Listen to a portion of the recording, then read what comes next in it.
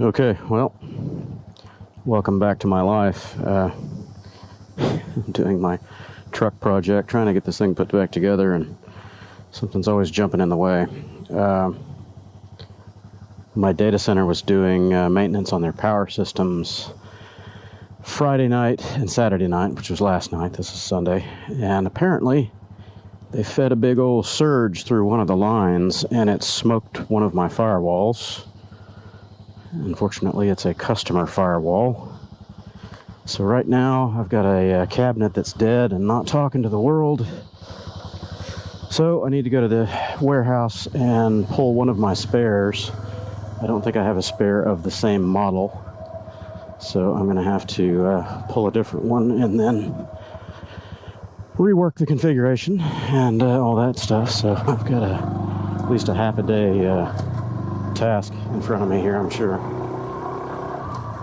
So, welcome to the life of a network admin. It's just how it goes.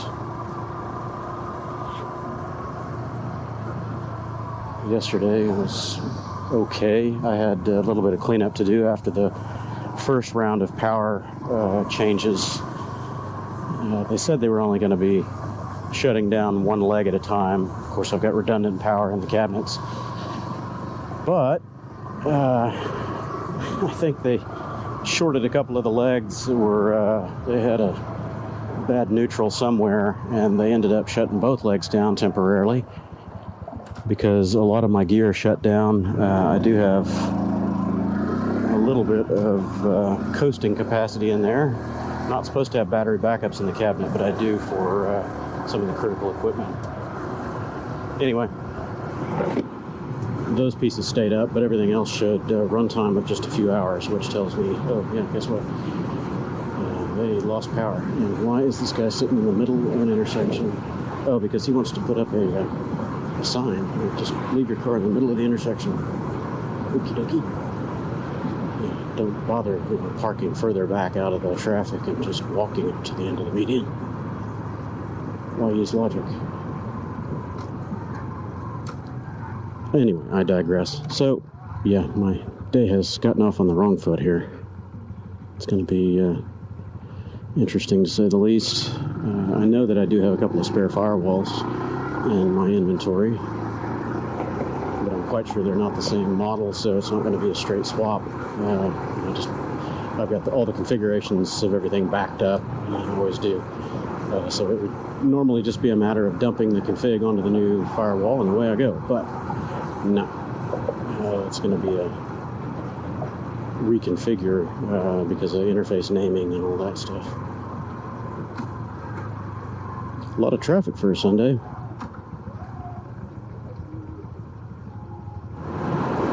So anyway, I decided to take the Cub out today. I haven't done any of my ride vlogs in a while.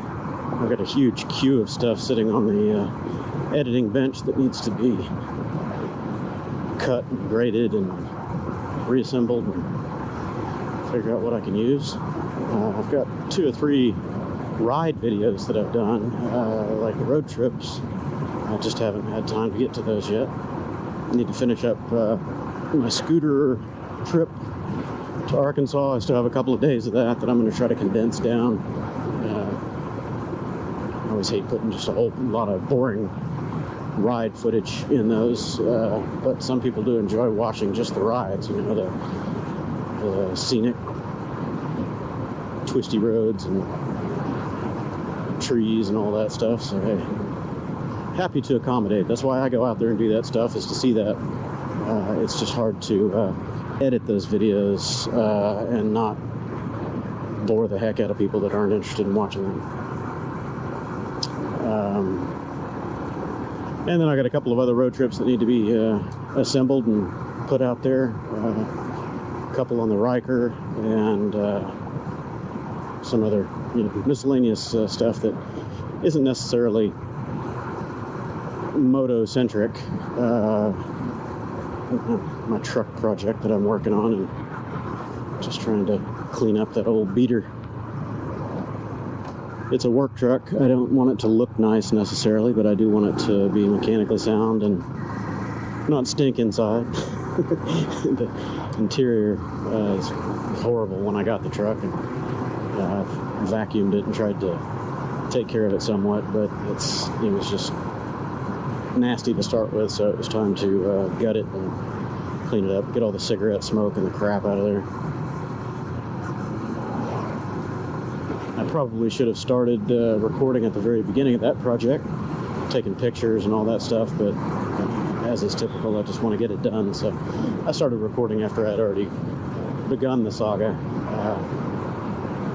I already had the seats out of it and all that. I tried shampooing and cleaning up the carpet while it was in the truck, but that was just not going to happen. There was way too much crap in it. So it went through several iterations of power washing, soaking, power washing again, steam cleaning, shampooing, you name it. It's on about run through number 8 right now, and it's finally looking, about 80 to 90%, and it's definitely better than it was. It doesn't stink anymore, which is a great thing. But it's all this trash. Anywho, let's see if I can just jump up here in front of these people. I know they're not going to like me much, but that's okay. I would just take the slow road today, but all the stops, I do have to get this done. I've got to get to the data center and pick up that spare firewall.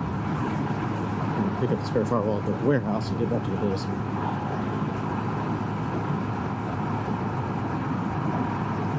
So I'll just do some on and offs here and get on about my life.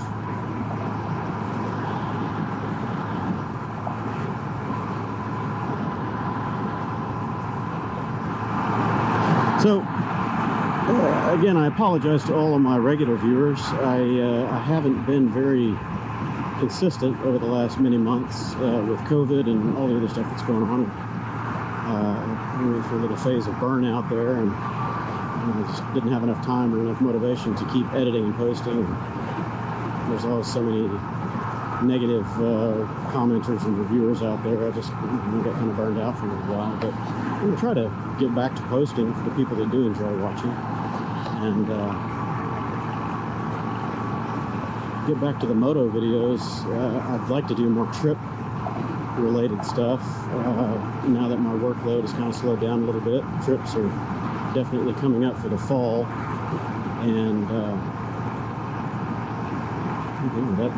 that kind of content just seems more interesting to me, and based on my view counts on the channel, it seems like the product reviews and destination ride videos seem to be the ones that gather most of our views. Of course, the ride vlogs like this are pretty boring. It's kind of a way for me to brain dump and try to give continuity to the pieces between each trip.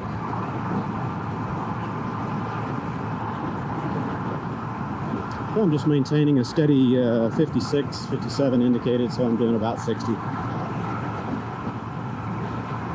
I'm not wide open. I'm probably 65, 70% throttle here. But just take a kill switch. Dope. And look at that, 2,500 miles. I need to watch where I'm going. 2,500 miles on the dot. I haven't been riding the little Cub that much lately.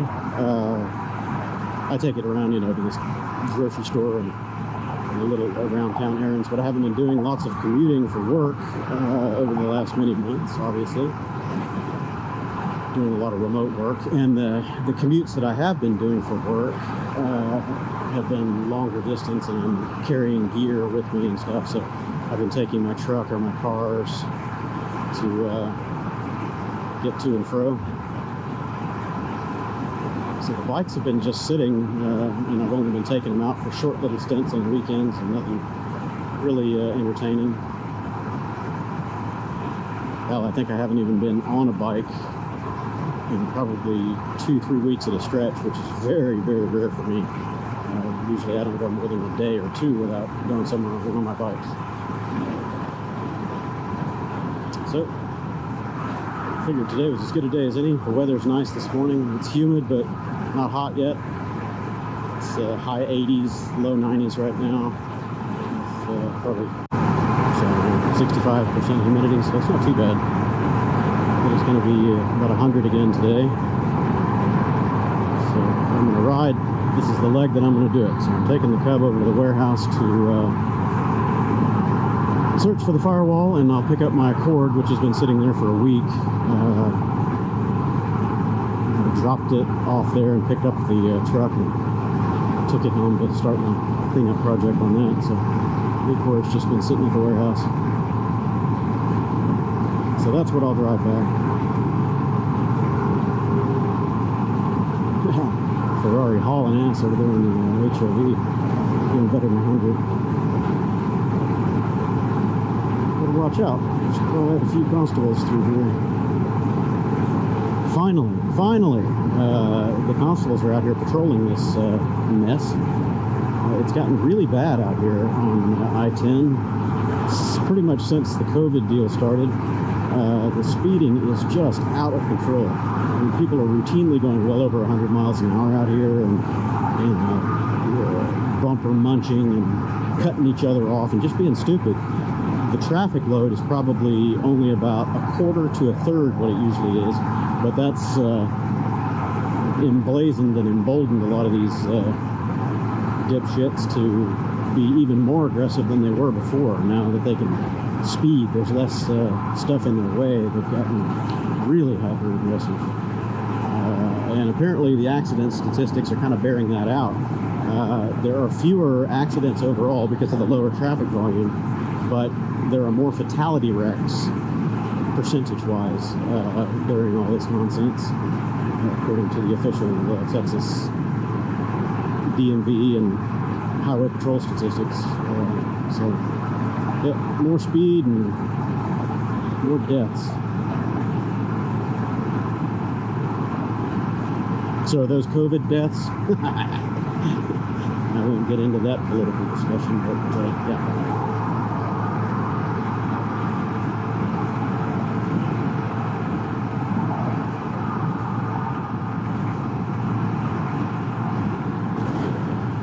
So the speed limit through here is 60. Obviously everyone's running 80 plus.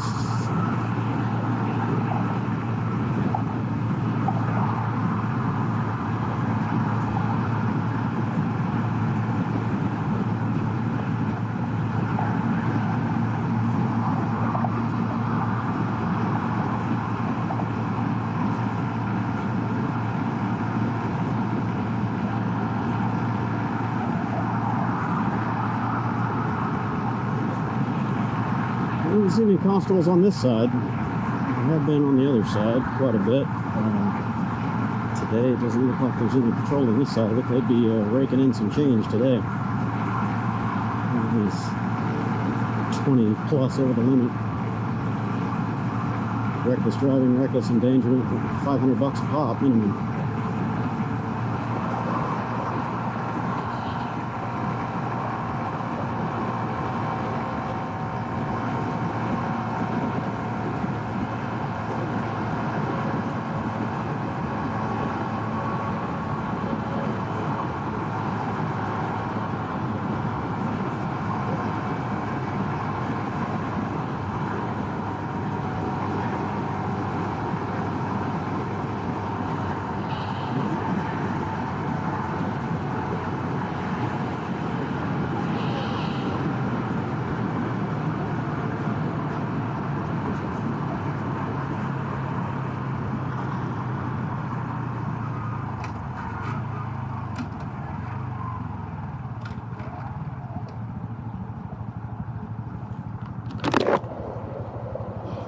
Oh boy, yeah, it's starting to get pretty steamy today.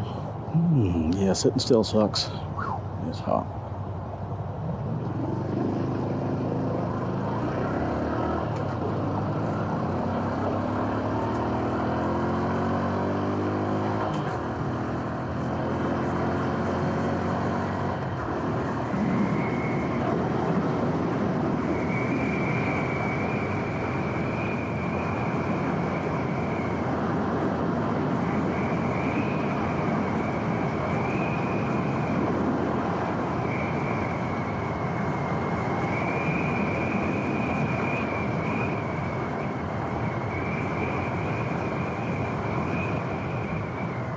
Lucky. It's a very long green this time. Usually it shuts down before I get there.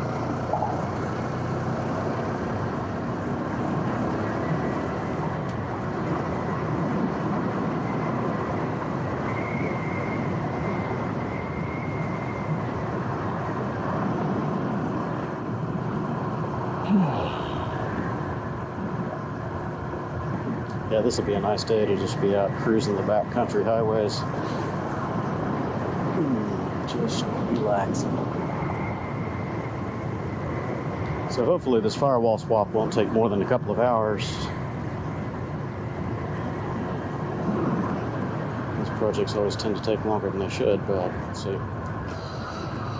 I was hoping to get that truck put back together today. I still have some more work to do as far as cleaning bits. I haven't shampooed the rear seats or vacuumed, I vacuumed them. I haven't steam cleaned them or shampooed them yet.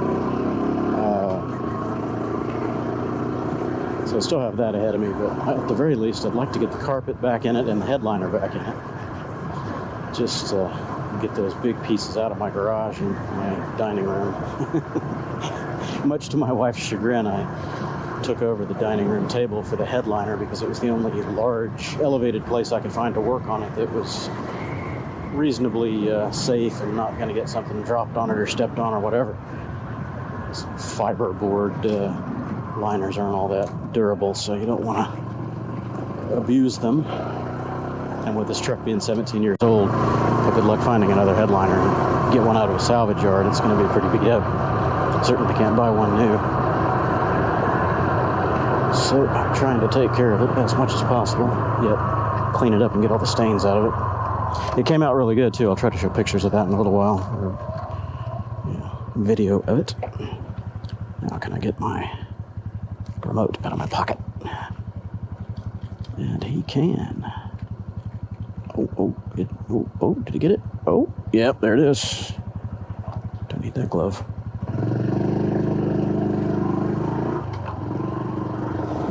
Oop, just lost my glove. But I pinned it against my foot. I felt it fall. Come here. Blew right out of the vent area underneath that windscreen.